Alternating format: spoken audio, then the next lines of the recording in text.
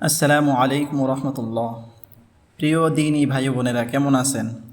আশা করি মহান আল্লাহর অশেষ রহমতে আপনারা সকলেই ভালো আছেন। আলহামদুলিল্লাহ, আমিও আপনাদের দোয়ায় ভালো আছি। আজ থেকে আমরা শুরু করছি একটি গুরুত্বপূর্ণ ধারাবাহিক আলোচনা, ওযু শিক্ষা সিরিজ কোরআন ও সুন্নাহর আলোকে। কয়েকটি পর্ব নিয়ে এই সিরিজটি আমরা সাজিয়েছি। এই সিরিজে আমরা কি কি জানতে পারবো? এই সিরিজে আমরা জানতে পারবো ওযু কি জিনিস, কেন ওযু করতে হয়, ওযুর ফজিলত কি, ওযুর ফরজ সুন্নাত ও মুস্তাহাব কি কি, ওযু ভঙ্গের কারণ কি, সঠিক নিয়মে ওযু কিভাবে করতে হয়। অর্থাৎ ওযু সম্পর্কে একজন মুসলিমের যা যা জানা প্রয়োজন, ইনশাআল্লাহ ধাপে ধাপে সব আলোচনা করা হবে। তাই ভিডিওটি শেষ পর্যন্ত মনোযোগ দিয়ে দেখুন। আর যদি ইসলামিক জ্ঞান ছড়িয়ে দিতে চান, তাহলে ভিডিওটি শেয়ার করে অন্যদের কাছে পৌঁছে দিন। প্রথমত আমরা জানব ওযু কি জিনিস। ওযু হলো নামাজ সহ কিছু ইবাদতের আগে নির্ধারিত নিয়মে শরীরের নির্দিষ্ট অঙ্গগুলো পবিত্র পানি দিয়ে ধৌত করার নাম। আরবি ভাষায় একে আল উযু বলা হয়, যার অর্থ পরিচ্ছন্নতা, সৌন্দর্য ও পবিত্রতা অর্জন করা। ওযু শুধু শরীরকে পরিষ্কার করে না, এটি একজন মুমিনের আত্মাকেও ইবাদতের জন্য প্রস্তুত করে। তাই প্রত্যেক মুসলিমের উচিত বেশিরভাগ সময় ওযু অবস্থায় কাটানো। দ্বিতীয়ত আমরা জানতে পারবো ওযু কেন করতে হয়। একজন মুসলিমের জন্য ওযু অত্যন্ত গুরুত্বপূর্ণ, কারণ ওযু ছাড়া নামাজ সহি হয় না। মহান আল্লাহ তাআলা পবিত্র কোরআনে ইরশাদ করেন, ইয়া আইয়ুহাল্লাযীনা আমানু ইযা কুমতুম ইলাস সালাতি ফাগসিলু উজুহাকুম ওয়া আইদিয়াকুম ইলাল মারাফিক ওয়ামসাহু বিরুউসিকুম ওয়া আরজুলাকুম ইলাল কা'বাইন।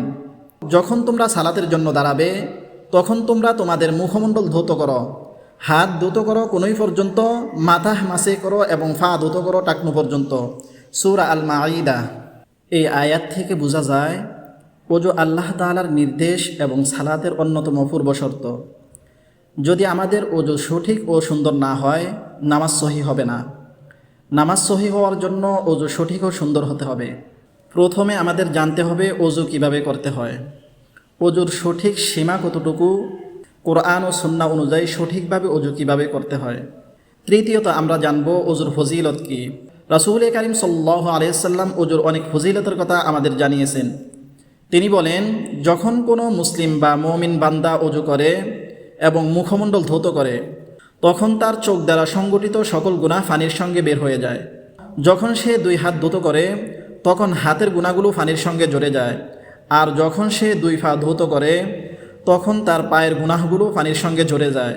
পরিশেষে সে গুনাহ থেকে পবিত্র হয়ে যায়। সহিহ মুসলিম। সুবহানাল্লাহ।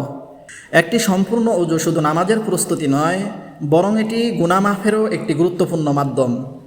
আরেক হাদিসে রাসূল কারীম সাল্লাল্লাহু আলাইহি ওয়াসাল্লাম বলেছেন, কিয়ামতের দিন আমার উম্মতকে ওযুর চিহ্নের কারণে উজ্জ্বল মুখমণ্ডল ও উজ্জ্বল হাত পা বিশিষ্ট অবস্থায় ডাকা হবে।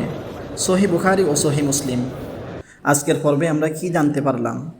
আজ আমরা জানলাম ওযু কি জিনিস, কেন ওযু করতে হয়, কোরআনে ওযুর নির্দেশ, ওযুর গুরুত্বপূর্ণ কয়েকটি ফজিলত।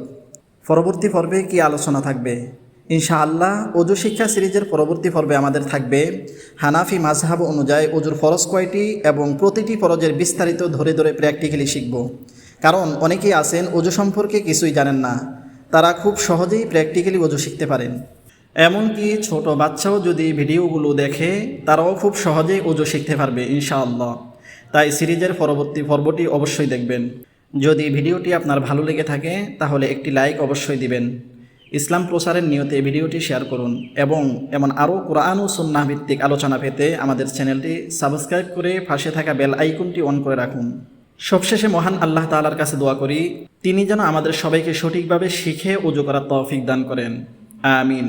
এবং কোরআন ও সুন্নাহ অনুযায়ী জীবনযাপন করার তৌফিক দান করেন। আজকের মতো এখানেই বিদায় নিচ্ছি। আসসালামু আলাইকুম রহমতুল্লাহ।